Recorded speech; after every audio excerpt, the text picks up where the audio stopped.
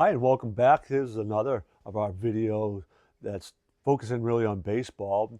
And in this video, we're going to delve into the answer to the question, how to hit a baseball for beginners.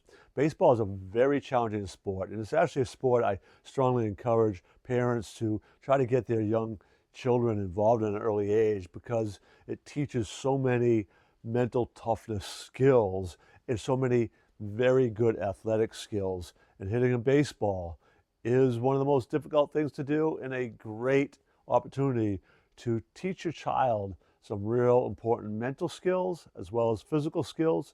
We're going to delve into the answer to that question right now. The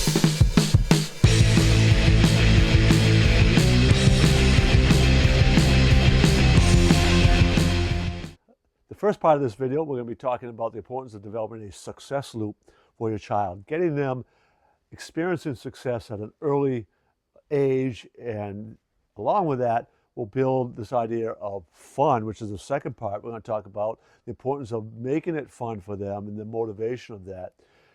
And then the third part, we're going to be talking about how you go about teaching the swing mechanics at a young age so they continue that development and find even more success.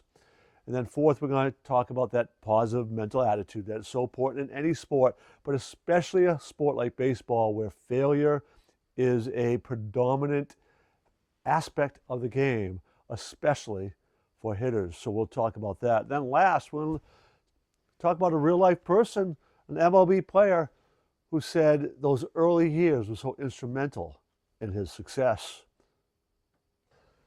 So success loop, what does that mean exactly?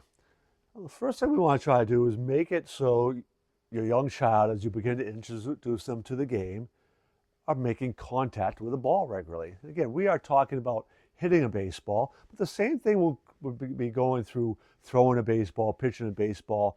You want to make it so that it's easy for them. So one of the things you might do is a decent sized wiffle ball and one of those big plastic bats at a young age where it's a lot harder to miss the ball when you got a big bat and a big ball.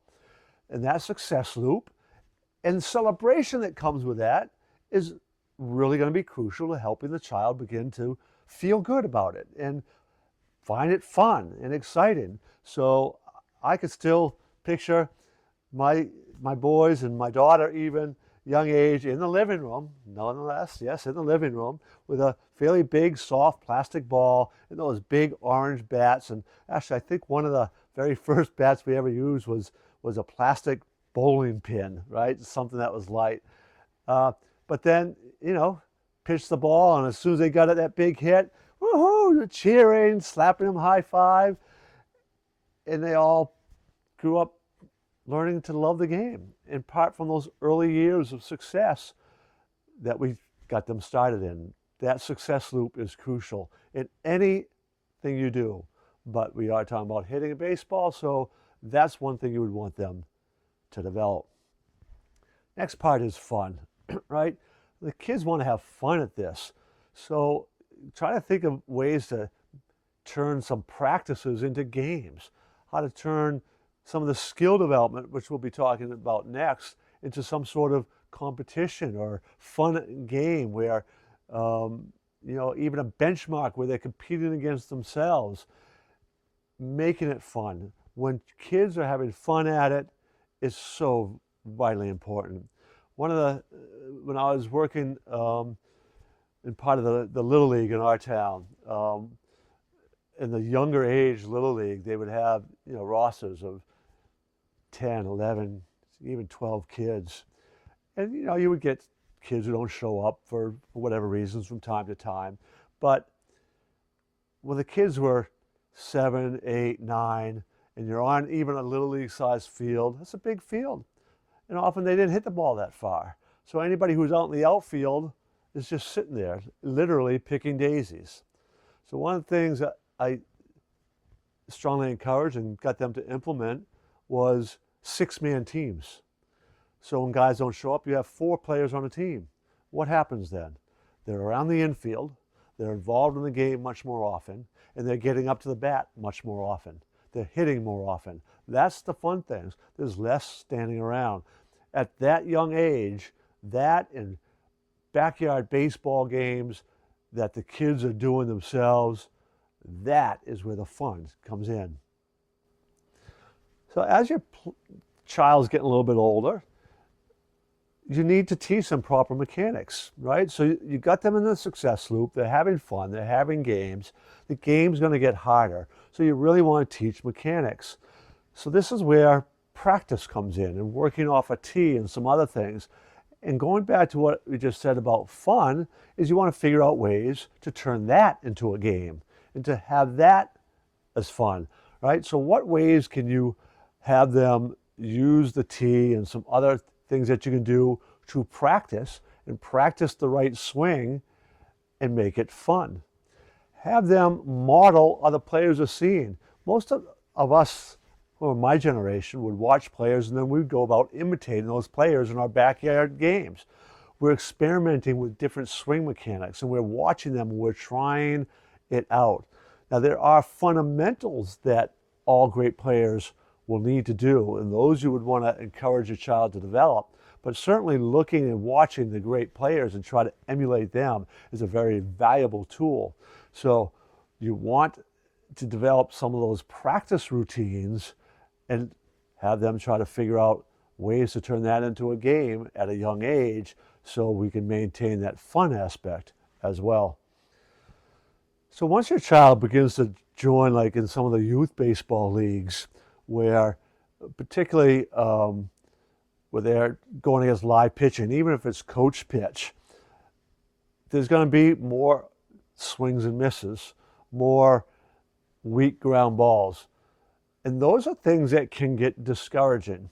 Now, not every player is going to be suited for baseball.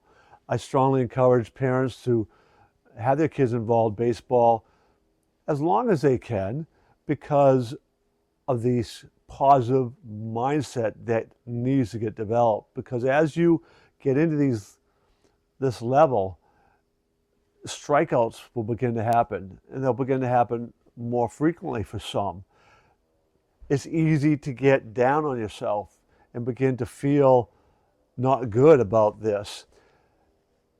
And it's a great opportunity to teach young people how to change their thinking patterns so that they maintain that positive attitude. One of my favorite baseball songs is a Kenny Rogers song. And it's about a little boy who is out, he's playing by himself, and like many kids do, he's throwing the ball up, and he's swinging, and he's missing. And he throws it up again, and he's swinging and missing. And he swings, and he misses a third time. And he's got to go home for dinner. On his way home, he's like, I am the greatest, which is the name of the song. But even I didn't know I could pitch like that. It's an incredibly awesome positive thinking reframe. A kid who's out there practicing his hitting, and he's swinging and missing. So instead of saying, oh man, this is too hard, he said, what a great pitcher I am. And it's a beautiful song, but it's that beautiful lesson in the importance of thinking positively and reframing. And baseball is one of the great sports at teaching young kids how to do just that. So for our real life example, we're going to talk about MLB, former MVP, World Series winner, diminutive, but big heart, Dustin Pedroia. He was a fan favorite for the Boston Red Sox for his playing years. Sadly, a knee injury cut his career short, but he often talked about those early years playing baseball with his brother in the backyard and having to get creative and how it taught resiliency and how to love and have a passion for the game. And it was those formative years in the backyard, in those pickup games, where he was really begin to hone the skills and the passion for the game of baseball. This is true for any of us who have loved the game. Some of our fondest memories are those times in the backyard playing with your friends, any form of the game, whether it was with a real baseball or wiffle ball or with rubber baseballs or ping pong baseball was something that I often did as we had a smaller space. And using those plastic wiffle golf balls and small little bats, which greatly improved our eye-hand coordination.